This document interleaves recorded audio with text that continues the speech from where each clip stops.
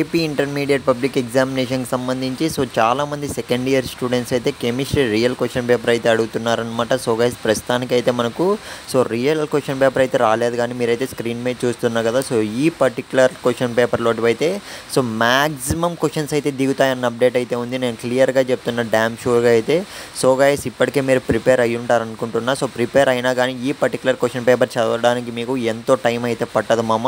So ప్రతి ఒక్కరైతే prepare అవ్వడానికి అయితే ట్రై చేయండి. So in case real question paper వస్తే మాత్రం నేను చెప్తాను ఇది 100% డ్యామ్ షూర్ అని. సో అంతవరకు మనం పెట్టే ప్రతి ఒక్క ఇంపార్టెంట్ క్వశ్చన్స్ దగ్గర నుంచి ఇంపార్టెంట్ రియల్ క్వశ్చన్ పేపర్స్ వరకు కూడా మీరైతే ప్రిపేర్ అవ్వడానికి అయితే ట్రై చేయండి.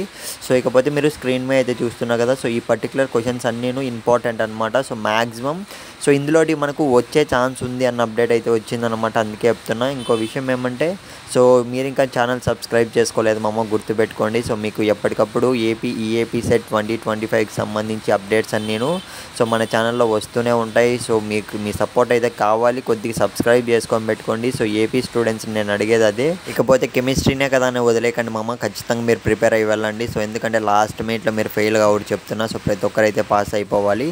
So all the best, next వీడియోలో అయితే కలుద్దాం.